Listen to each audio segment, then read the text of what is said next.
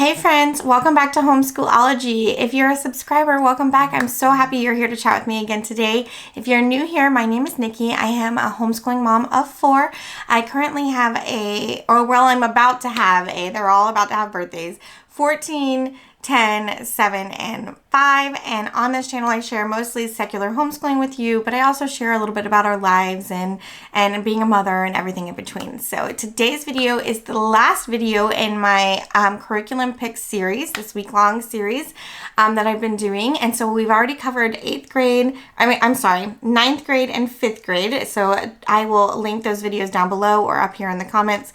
But we've already covered those earlier this week. And today's video is going to be kindergarten and 1st grade. So my son will be moving up into 1st grade, and my daughter will be putting her into kindergarten. So I'll officially be sending in her letter of intent to homeschool. So, and then all of my kiddos will be in school, and I can't believe it. It's so crazy.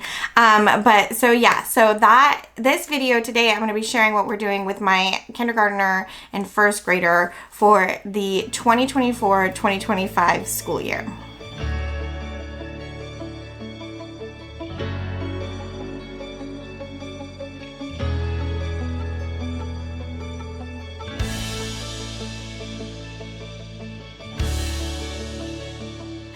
All right, so this past year, I planned out my kindergartner school year. I sent in his letter of intent.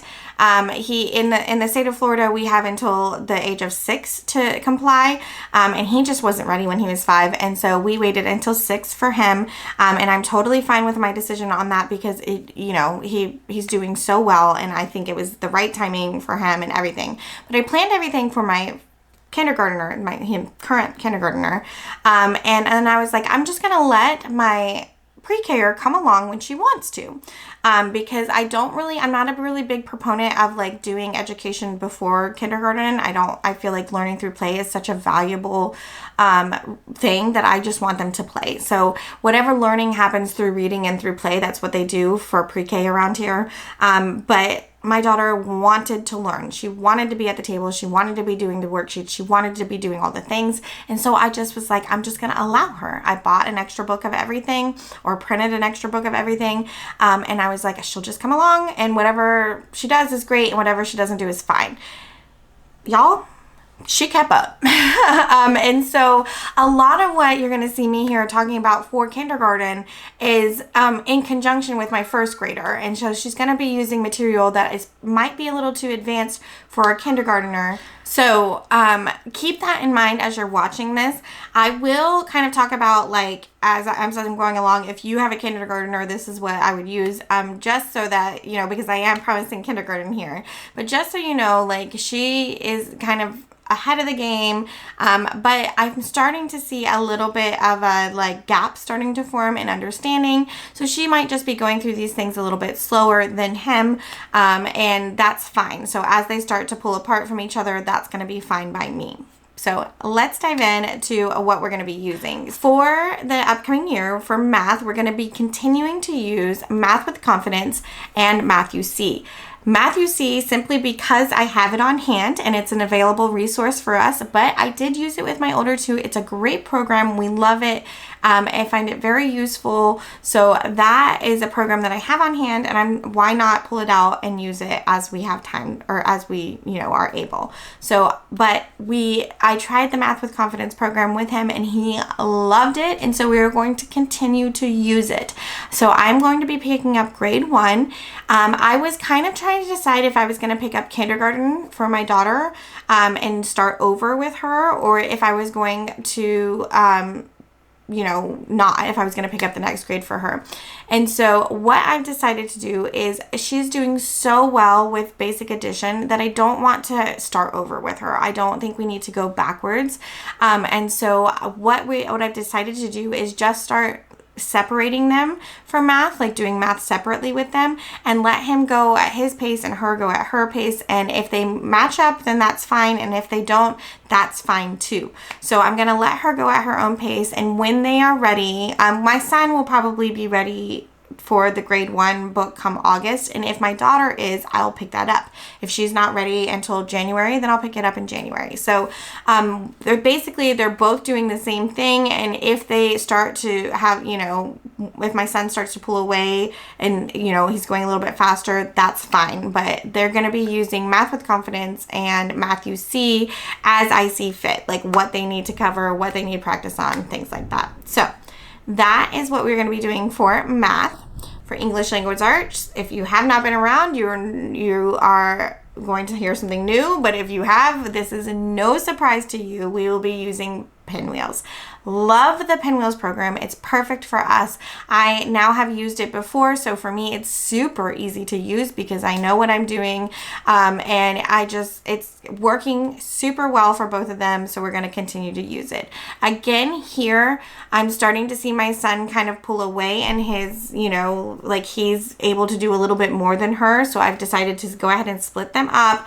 I'm not doing them together anymore, and he's going to move at his pace and she's going to move at her pace, and so however long it takes her to go through is fine, but they'll be using Pinwheels. We have year 1 and year 2, and so we're just going to progress along as they progress along, and yeah, that's what we plan to do for English Language Arts. I do also have some Brave Writer quills left over from when I bought it. And so I'm hoping to get some of those in as well because I really think they're very valuable, and they have a little bit more like a cross discipline learning, like there's some other concepts in there. And so I think it covers more literature than the Pinwheels does. So I want to probably include some of that. I'm going to schedule that into my day, and hopefully we get to that. So that is going to be what they are going to do for English Language Arts. For science, we are going to be using our science chunks that we have from Elemental Science. Love them. I think they're great. And so I'm going to definitely be factoring that into our day.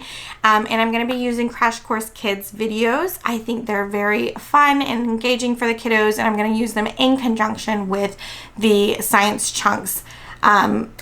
Mini units. They're mini units. And so that is what they're going to be using for science. I think science is probably only going to happen one time a week for them. And so we'll just get as far as we can with what we're doing there. And so they will be doing science together for the new school year. And then for history. So this, I don't know how much we're going to be doing. I do think I covered history at this age with my older girls, and so I feel like I need to cover it with them as well.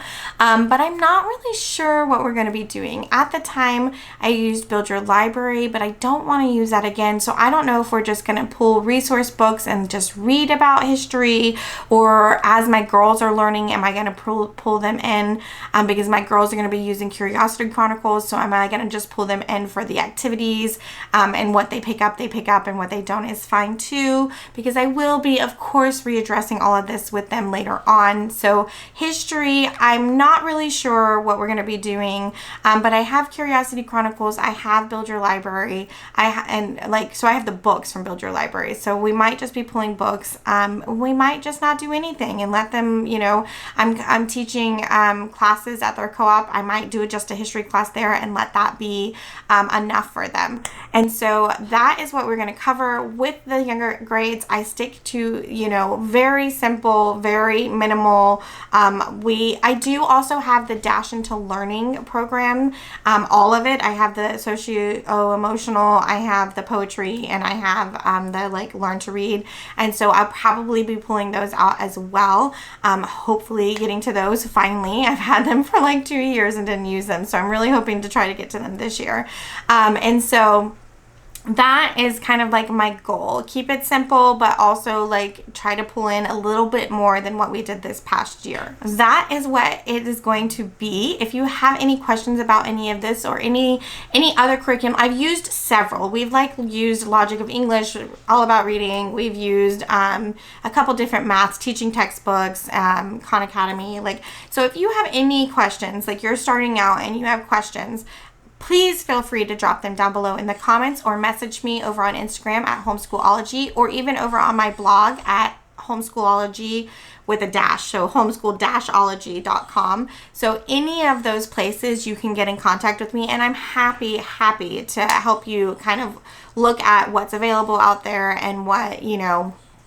And I do have a video coming up soon where I'm going to be doing a free homeschool year, like a free homeschool curriculum, everything for free. I have that video coming out soon, and I'm going to do it in younger elementary, and then upper elementary, middle, and high school. I'm going to do it probably in 3 videos.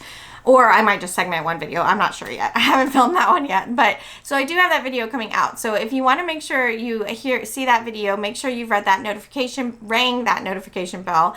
While you're down there hitting that bell button, you might as well hit that subscribe button as well, and hit that like button so YouTube knows you like this kind of content. If there's anything else I can help you with, let me know down in the comments. I hope you will come back and chat with us again real soon, and I'll talk to you guys later. Bye.